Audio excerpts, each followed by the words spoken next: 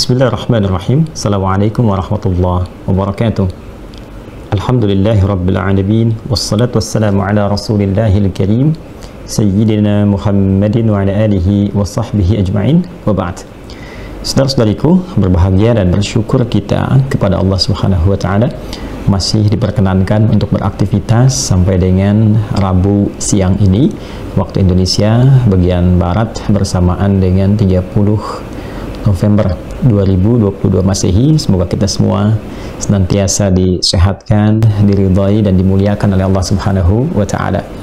Kajian siang ini kajian live yang disesuaikan dengan kondisi keluangan waktu, dan juga kami memahami bahwa sebagian teman-teman saat ini masih beraktivitas, ada yang berdinas di pekerjaan baik di kantor ataupun yang lainnya.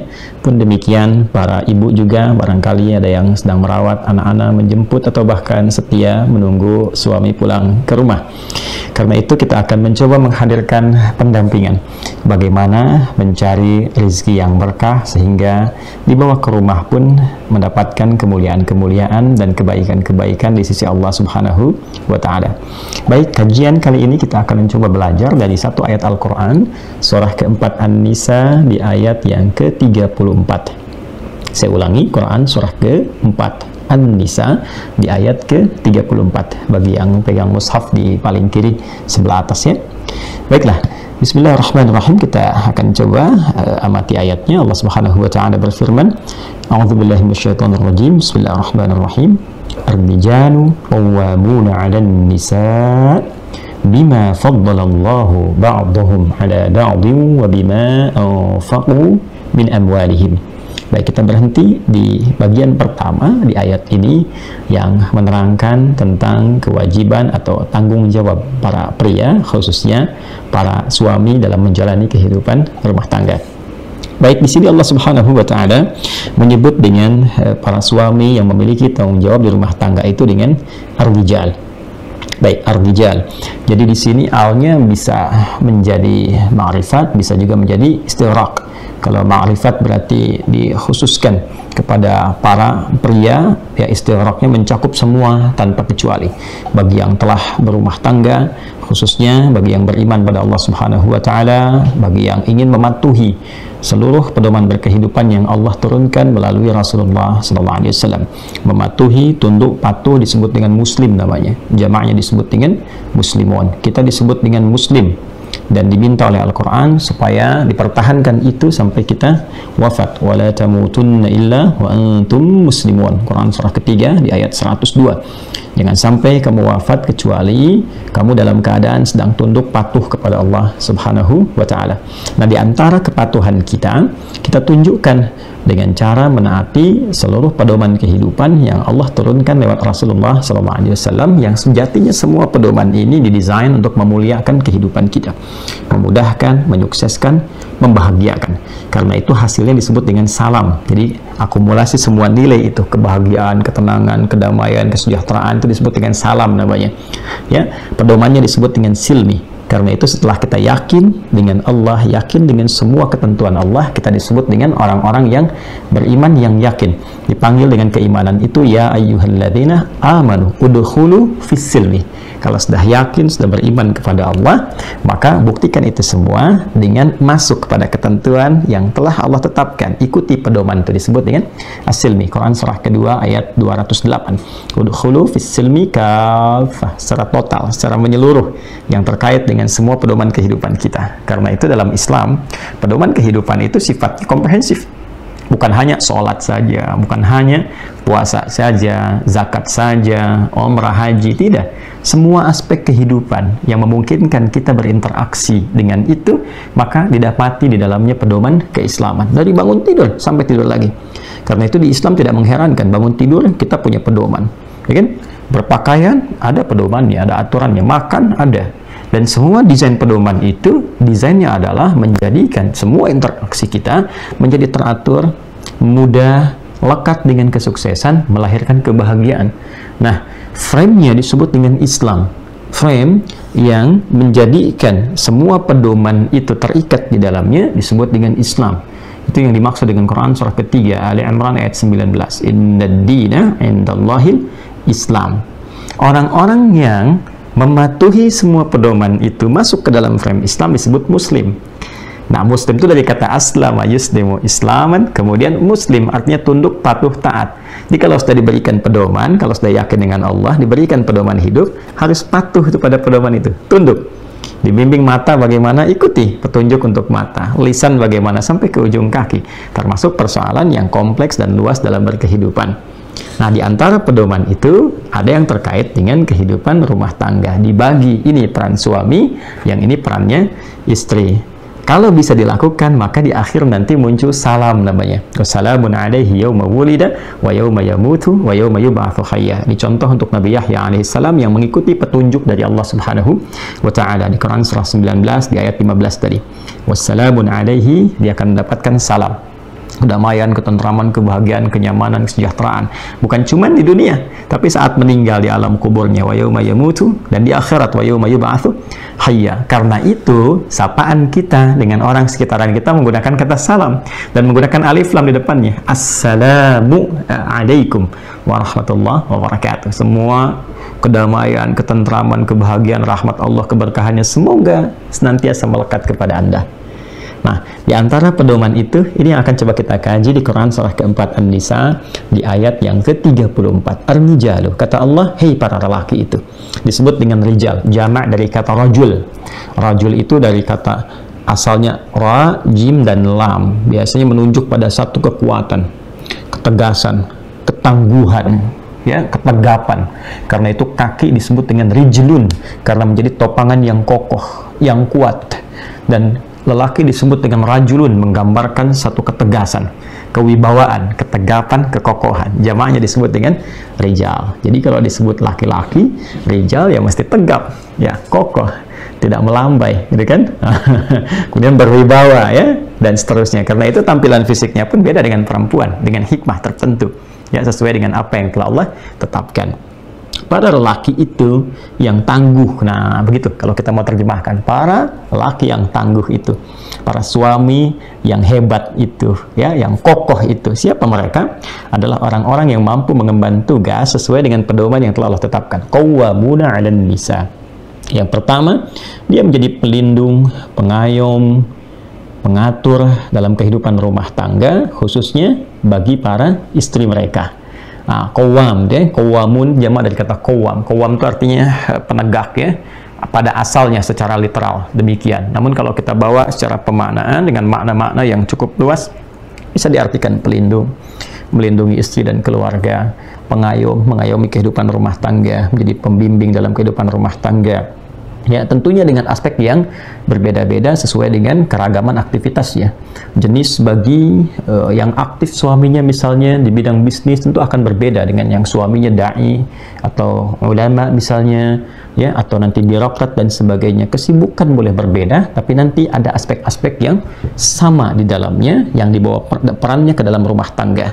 Sebagai suami, qawwam, punya sifat qawwam, melindungi, mengayomi, membimbing, menjadi penegak semua aturan kebaikan yang mendekatkan keluarga kepada Allah Subhanahu wa taala.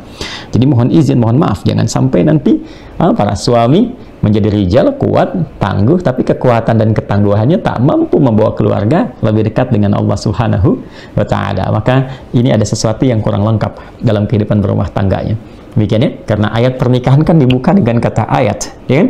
Di Quran surah ke-30 Ar-Rum di ayat ke-21 ketika Allah Subhanahu wa taala berfirman, "Wa min ayatihi an khalaqa lakum min anfusikum azwaja." Dan di antara tanda-tanda yang menjadikan seorang hamba dekat dengan Allah. Ayat itu bahasa singkatnya tanda yang menjadikan hamba lebih dekat kepada Allah, lebih mengenal Allah. Ya, karena itu semua isi Al-Quran disebut dengan ayat. Al-Fatihah 7 ayat, Al-Baqarah 286 ayat, demikian selanjutnya. Kenapa? Karena setiap kali kita berinteraksi dengan Al-Quran, dengan ayat-ayat itu, keadaan kita menjadi lebih dekat dengan Allah. Itu yang dimaksud Quran surah ke-8 Al-Anfal di ayat yang kedua. Innamal mu'minuna alladzina idza dzukirallahu wajilat qulubuhum wa idza tuliyat 'alaihim ayatuhu zadatuhum imanan wa 'ala rabbihim yatawakkalun. Sungguh insan beriman yang sejati itu kalau disebutkan nama Allah ada konfirmasi getaran keimanan dalam jiwanya. Dan bila dibacakan pada mereka ayat-ayat Allah, bertambah keimanan itu dan menjadi lebih dekat hubungannya dengan Allah Subhanahu wa taala. Nah, tentang rumah tangga dibuka kalimatnya dengan ayat. Maksudnya apa? Maksudnya semua kegiatan di rumah tangga itu desain akhirnya adalah tujuannya, goalnya harus membangun seluruh keluarga itu memiliki kedekatan dengan Allah, mengarahkan semua anggota keluarga dekat dengan Allah. Artinya suami pun sebagai qawwam, rijal yang qawwam, pelindung, pengayom, keberlindungan istri dan keluarga kepadanya. Ketika suami diberikan amanah melindungi, memimpin, maka kepemimpinan dan perlindungan itu mengarahkan mereka dekat dengan Allah, bukan menjauhkan. Ingat ya, melindungi keluarga supaya lebih dekat dengan Allah, itu visinya. Baik, ini bagian yang pertama. Bima faddalallahu ba'dahum 'ala ba'd. Karena memang Allah berikan kelebihan-kelebihan antara laki-laki dan perempuan. Jadi dari desain fisiknya sudah beda, makanya disebut dengan rijal tadi. Ya, makanya dia bisa melindungi karena dari segi fisik ini secara umum ya, secara general, desainnya lebih kuat, lebih kokoh, ya, lebih berwibawa dari suara, dari kelantangan dan sebagainya. Ya, dalam beberapa hal bisa dilatih, perempuan bisa kuat juga, tapi pada dasar penciptaannya secara general, secara fisikal, dengan satu tujuan tertentu, maka body dan semua desain laki-laki itu tujuannya ke arah qawwam, perlindungan dan sebagainya. Secara umumnya demikian. Ya, karena itu kata Allah, jangan pernah mengecilkan satu dengan yang lainnya, tapi tunaikan tugas secara berkeadilan. Adil itu tidak sama, ingat. Jadi nggak usah disama-samakan. Ya, perempuan pengen seperti laki-laki, dandanannya, kemudian pakaiannya, lalu ya ada yang waliyadzubillah, kita berlindung kepada Allah bahkan menjalani operasi dan sebagainya supaya mirip laki-laki atau sebaliknya. Tidak usah. Ya, tidak usah, karena fitrah kehidupannya berbeda. Adil itu tidak harus sama. Adil itu adalah proporsional sesuai dengan maslahat kehidupan yang dijalani. Ya, orang tua punya 3 anak, TK, SD, SMP. Masa mau diberikan uang saku yang sama demi keadilan? Itu tidak adil. Karena kebutuhan anak TK beda dengan SD, SMP lebih besar lagi. Masa uang jajannya diberikan sama? Ya kan? Maka ketika diberikan sama, itu namanya tidak adil. Ya? Kalau rata, iya. Tapi adil itu tidak selalu harus rata. Dan tidak semua rata itu menjadi adil. Jelas ya? Nah, maka desain untuk laki-laki, kata Allah, diberikan kelebihan dari segi fisik, dari segi tampilan. Untuk apa? Mendukung fungsinya. Jadi juga bukan buat pamer. Ya, otot kawat, tulang besi itu bukan untuk dipamerkan, tunjukkan, tidak, tapi digunakan sebagai fungsinya, menegakkan keadilan, kebenaran, kekuatan, dibawa ke rumah tangga, lindungi keluarga. Baik, yang kedua apa? Nah, ini inti materi kita. Wa bima anfaqu min amwalihim. Dan juga laki-laki diberikan oleh Allah desain pada dirinya untuk mudah mencari nafkah. Saya pernah terangkan di pertemuan yang lalu bahwa kita mesti bedakan antara nafkah dengan sekedar bekerja. Ya, perempuan bisa dengan keadaan dirinya menyalurkan hobi, kemudian bekerja dan sebagainya. Tapi kalau sudah masuk ke dalam konteks kehidupan rumah tangga, Allah bagi. Jadi yang nafkah ini, yang suami. Jadi perempuan punya tugas-tugas yang lain yang sangat mulia. Dan dia akan sangat menentukan kebahagiaan di rumah tangga. Plus juga kesuksesan dalam menjalani kehidupan rumah tangga. Jadi kalau nanti dipaksakan yang perempuan ikut seperti laki-laki atau sebaliknya atau bahkan tertukar, ini bahaya. Bahaya. Nah, ini penting untuk diketahui karena nanti boleh jadi ada pola hidup di antara kalangan manusia yang memang tidak mengikuti tuntunan Al-Quran. Apalagi kalau belum beriman misalnya. Dia punya desain hidup sendiri, pola sendiri. Ya, bagi kalangan ini misalnya perempuan bagus bekerja, perempuan keluar banyak, perempuan mencari nafkah, gitu kan. Nah, tapi dalam Islam tidak demikian. Islam mengatur secara proporsional. Ini loh, laki-laki silahkan. Tugas Anda mencari nafkah. Nafkah nanti dibawa ke rumah, istri yang mengolah di rumah. Istri yang mendampingi anak-anak. Baru lahir, dampingi dengan ASI, dengan pendidikan awal dan sebagainya. Anda bisa bayangkan kalau istrinya kemudian banyak aktif di luar, anak ditinggalkan, dekat dengan asisten rumah tangga, tidak kenal dengan orang tuanya dan sebagainya, sehingga kehilangan masa-masa awal pendekatannya. Tidak punya waktu dan sebagainya. Sedangkan fase-fase awal itu dengan ibu itu konektivitasnya mesti lebih tinggi. Ya, dibandingkan dengan ayah tentu akan berbeda, tapi dengan ibu itu mesti lekat. Jadi ketika dia kehilangan konektivitas dengan ibunya, maka satu saat dia kehilangan tempat untuk berkeluh kesahnya, untuk ceritanya, untuk curhatnya. Ya, nah, sedangkan ASI-nya itu menyambung, dan dari ASI itu kan nanti ada sesuatu yang terbawa secara genetik dalam diri anak itu yang terkoneksikan kepada ibu. Ya, karena itu nanti hubungan kepekaan 70% lebih lekat kepada ibu dibandingkan dengan ayah gitu. Tapi dalam konteks ini ketika ibunya juga banyak aktif, ya, banyak bekerja, bahkan diniatkan misalnya untuk mencari nafkah, maka pasti akan berdampak pada kehidupan rumah tangga. Nah, saya akan kembali dulu kepada ayatnya wabima anfaqu min amwalihim. Saya batasi di peran suami dulu. Teman-teman yang sekarang sedang bekerja, sedang beraktivitas di kantor, berdinas, ya, di birokrasi, diplomasi, macam-macam dan sebagainya, berbahagialah. Bersyukurlah kepada Allah Subhanahu wa Ta'ala, dan jangan dibatasi pada pekerjaan formal itu seperti kantoran dan sebagainya. Tidak. Anda yang berdagang, Anda yang punya bisnis-bisnis yang orang sebut dengan UMKM kah, Anda yang berdagang kecil-kecilan kah, kecil di hadapan manusia tapi bisa tinggi nilainya di hadapan Allah Subhanahu wa Ta'ala. Ingat, rizki tidak diukur dengan besar kecil yang Anda bawa ke rumah. Rizki tidak diukur dengan tampilan pakaian Anda ketika Anda masuk ke ruang kerja. Ber-AC-kah atau alami-kah dengan anginnya? Terlihat kotorkah karena mencangkul atau bersihkah karena berdasi? Bukan itu poinnya. Tapi yang indah di sisi Allah adalah ketika Anda mampu menerjemahkan, mengaplikasikan ayat ini, Anda bawa dalam ruang kehidupan. Kata Allah, nih aku berikan kemampuan untuk mencari nafkah, bekerja. Apapun ruangnya, sepanjang itu halal. Dia berbahagialah ketika Allah menitipkan kepada Anda satu kemampuan dan Anda menerapkan itu dalam kehidupan dalam bentuk apapun yang halal, halalan thayyibah. Quran surah ke-2 Al-Baqarah ayat 168. Khusus untuk insan beriman, pindah nanti ayatnya ke Quran surah ke-2, ya, yang naik ke atas sebelah kiri atas dari ayat 171 sampai dengan ayat 172-nya. Ketika masuk pada puncaknya, ya ayyuhalladzina amanu kulu min thayyibati ma razaqnakum. Kalau sudah beriman, ya, terfikirnya selalu yang halal, mencari yang terbaik, yang bagus dan sebagainya, apapun bentuknya. Ya, jangan terlalu beranggapan dengan persepsi manusia. Ketika Anda mampu bekerja, maka yang pertama kata Allah, isyaratnya niatkan itu sebagai kepatuhan kita dan ibadah kepada Allah Subhanahu wa Ta'ala. Dimanapun Anda berdinas, bekerja, berusaha saat ini. Ya, jangan sampai lupa sudah bekerja belasan puluhan tahun, menjadi ibadah nggak?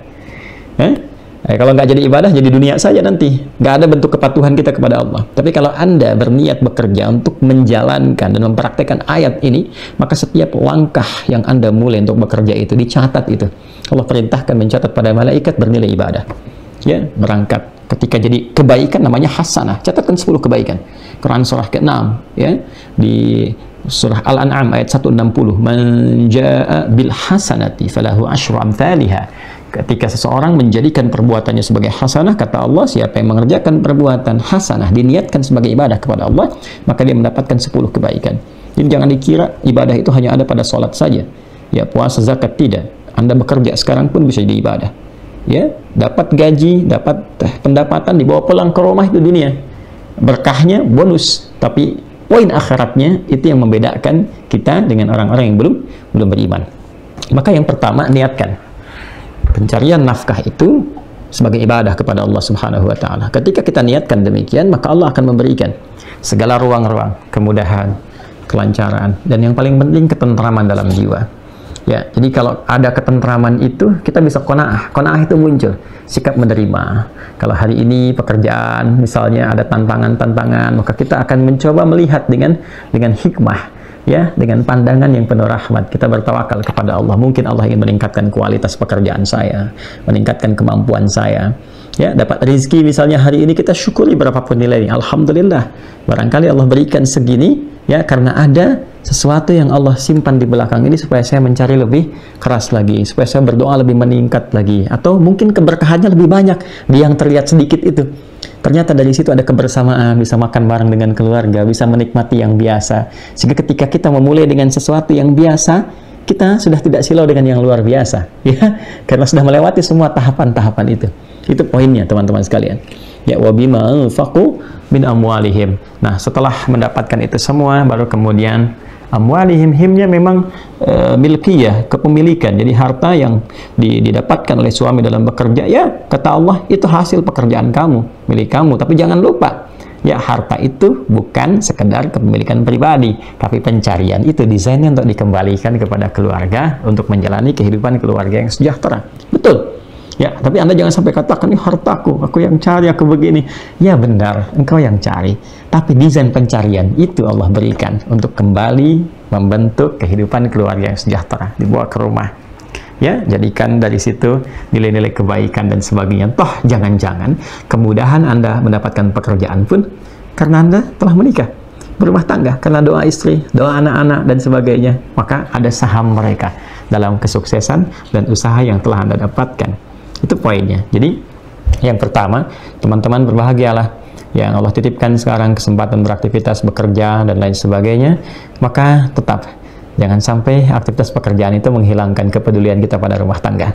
Ingat istri, ingat keluarga, kemudian juga ya senantiasa menguatkan kehidupan rumah tangga dengan caranya masing-masing. Dan istri pun harus belajar, ya, karena nanti ada sifat-sifat dalam suami yang berbeda ya, ketika Allah berikan tugas yang tidak sama. Tentu yang di kantor, yang di diplomasi, birokrasi akan berbeda dengan yang tugasnya berdakwah, mengajar, ya. Ada yang misalnya yang ke sawah, ada yang macam-macam dan sebagainya. Nah, harus mempelajari, dan di Islam lengkap sekali. Dari mulai sampai ke sirahnya, sampai keteladanannya, sampai sosok-sosok dan tokohnya. Lengkap, ya. Makanya isi waktu dengan baca yang bermanfaat, ya. Banyak kitab, banyak sejarah-sejarah masa lalu dibandingkan kita baca sesuatu yang kadang nggak penting dan nggak ada kaitan dengan kehidupan kita, ya. Baik, ya, yang kedua, jangan lupakan saat bekerja niatkan ibadah. Niatkan ibadah supaya ada ketenangan, kelapangan, kenyamanan, perlindungan dari Allah dan keberkahan dari setiap rezeki yang didapatkan, sehingga tidak banyak menimbulkan keluhan dalam kehidupan. Karena sekarang tantangannya banyak sekali, ya, banyak sekali, ya, sampai-sampai mohon maaf terjebak pada perbuatan-perbuatan maksiat yang dilarang. Awas pinjaman-pinjaman online yang penuh riba itu, yang rentenir modern dan sebagainya. Hati-hati, ya, hati-hati. Betapa banyak itu bisa menyebabkan kerusakan yang sangat besar, ya, menjadikan gempa kehidupan dalam rumah tangga yang sedikit demi sedikit menghancurkan kesejahteraan yang telah dibangun sekian lama. Ini bagian yang pertama, teman-teman, bimbingan untuk para suami, semoga berkenan, dan ayat ini berlaku juga untuk saya. Saling mendoakan, semoga Allah juga berikan bimbingan kepada kami untuk mampu mengamalkan apa yang diajarkan dengan baik, diampuni oleh Allah kekurangan-kekurangan, kesalahan-kesalahan yang mungkin tidak membersamai pengajaran-pengajaran dalam kebaikan. Semoga Allah senantiasa melengkapi kita untuk menjadi pribadi yang lebih baik dari sebelumnya. Insya Allah di pertemuan berikutnya kita akan masuk kepada tugas istri, bagaimana kewajibannya terkait dengan aspek yang telah dilakukan oleh para pria atau para suami di rumah tangga. Maka jika suami punya kewajiban, apa haknya dari istri? Ya, jika istri mendapatkan haknya dari suami, apa kewajibannya terhadap suami? Saat suaminya sedang bekerja, apa yang harus dilakukan oleh istri? Kita nanti akan lanjutkan di sesi yang lain. Sebelum saya tutup, teman-teman, mengingatkan penting sekali karena momen ini hanya berlangsung setahun sekali. Insya Allah tahun ini kita akan memulai kembali syiar Al-Quran. Ya, syiar Quran ini dulu seringkali kita lakukan di Istiqlal, kemudian yang terakhir di JIS, ya, di JIC, ya, di JIC, bukan JIS, JIC, Jakarta Islamic Center di Jakarta Utara kalau saya tidak keliru.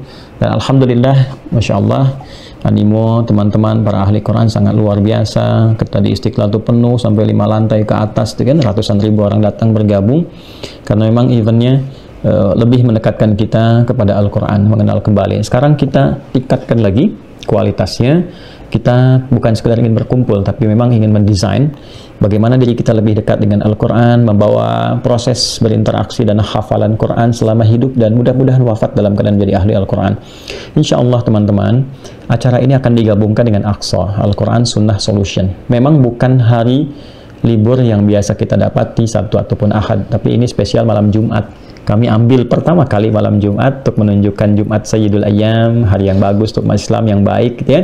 Kemudian ada kajian Aqsa, Al-Quran Sunnah Solution, kita isi di situ, ya, dengan program spesial Syiar Al-Quran, dan hadir tokoh-tokoh baik dari dalam ataupun luar negeri yang memang concern juga di bidang Al-Quran, ya, yang mungkin juga akan share kepada kita beberapa yang terkait dengan interaksi bersama Al-Quran malamnya. Jadi hari Kamis tanggal 1 Desember, berarti besok, ya, teman-teman, ya, besok 1 Desember hari Kamis ba'da maghrib, berlanjut ke ba'da Isya sampai dengan selesai. Tempatnya kita mengambil sekarang di Pusdai, Pusat Dakwah Islam di Kota Bandung, Jawa Barat, ya. Jadi sambil ke Bandung, teman-teman ambil cuti yang dari luar atau yang wilayah sekitaran Jawa Barat bisa merapat, ya, ke sana, karena ini momennya langka, cuma setahun sekali, dan membersamai Milad Pusdai. Qadarullah ini bersama dengan Milad Pusdai yang ke-25, jadi tokoh-tokoh juga insya Allah akan hadir bersamai. Di dalamnya malamnya kita akan adakan ta'lim, ya, yang juga insya Allah banyak manfaatnya. Kita kenalkan juga banyak hal yang mungkin belum didapatkan. Nah, besok paginya hari Jumat, jam 9 sampai dengan jam 11. Sebelum Jumatan, kita adakan coaching klinik untuk proses berinteraksi dengan Quran, jadi ahli Al-Quran, spesifik menghafal Quran. Bagaimana cara menghafal yang efektif, cepat menghafal, menjaga dari lupa, tekniknya bagaimana, memilih mushaf dan sebagainya. Insya Allah yang sesi pagi ini kita sudah mulai berikan link. Ya, kalau ingin masuk ke pendaftaran untuk mendapatkan paket, kita siapkan sekarang 30.000 buku. Itu dibagi ke dalam paket, jadi satu paket 3 buku, jadi ada 10.000 yang akan kita bagikan. Itu gratis, nggak bayar sama sekali. Ya, tidak bayar sama sekali. Pendaftarannya sudah disambungkan di link medsos kami, cek bisa di Instagram, silahkan dicek kemana saja. Ya, ada program Macan Waha di situ, ada untuk umum juga. Tinggal Anda ke situ, daftarkan, kemudian nanti bawa ke sana barcode-nya atau yang sudah pertanda dari pendaftaran. Ini nggak ada bayar-bayar ya, acaranya nggak ada bayar. Pendaftar itu untuk dapatkan paket aja supaya ada tandanya, ada kodenya. Nanti pagi Anda masuk ke situ, tinggal nanti ditunjukkan, langsung dapatkan paket secara gratis. Nanti gabung bagaimana belajar menghafal Quran dengan cepat dan mudah. Dan juga kita akan launching sistem baru untuk memudahkan hafalan, jadi terkontrol juga secara online. Selain nanti ada STWH, Sekolah Terbuka Usahakan Al-Quran Hafal, dengan saya secara langsung. Dan nanti juga ada beberapa syekh ataupun juga tokoh yang bisa share dengan kita bagaimana cara menjadi ahli Al-Quran. Secara singkat, malam Jumat, jadi besok malam, ya, Kamis malam, kajian Aqsonya berlangsung di Pusat Dakwah Islam di Pusdai Jawa Barat. Kemudian hari Jumatnya jam 9. Dan ini hanya sekali tahun ini, sekali saja ini dan tidak yang lain, jam 9 sampai jam 11. Ya, berjumpa di Pusdai, insya Allah. Kalau Anda bertanya bagaimana Ustadz kalau belum daftar karena nggak tahu, nggak bisa terkonek ke internet, datang on the spot, nggak apa-apa, nanti dipisahkan untuk memfasilitasi sehingga tetap tersambung dan bisa berjalan dengan baik. Pesertanya siapa? Laki-laki, perempuan boleh, anak kecil boleh ya. Maka nanti ada juga dari anak-anak sekolah kita akan datang ke sana dan share dengan teman-teman apa yang mereka dapatkan selama belajar. Baik ya, saya kira itu yang bisa disampaikan di kesempatan siang hari ini. Terima kasih membersamai tayangan kita di Ali Hidayat Official di kesempatan siang ini. Semoga berkah aktivitas kita, disehatkan kita semua, dilindungi dari berbagai hal yang melahirkan keburukan, dan semoga ridha Allah bersamai kita semua. Allahumma taqabbal minna innaka antas sami'ul alim wa tub 'alaina innaka antat tawwabur rahim. Rabbana atina fid dunya hasanah wa fil akhirati hasanah wa qina adzaban nar. Wa sallallahu ala sayyidina Muhammad wa ala alihi wa sahbihi ajma'in. Wa akhiru da'wana subhanakallahumma wa bihamdika nashhadu an la ilaha illa anta nastaghfiruka wa natubu ilaik. Walhamdulillahi rabbil alamin. Assalamualaikum warahmatullahi wabarakatuh.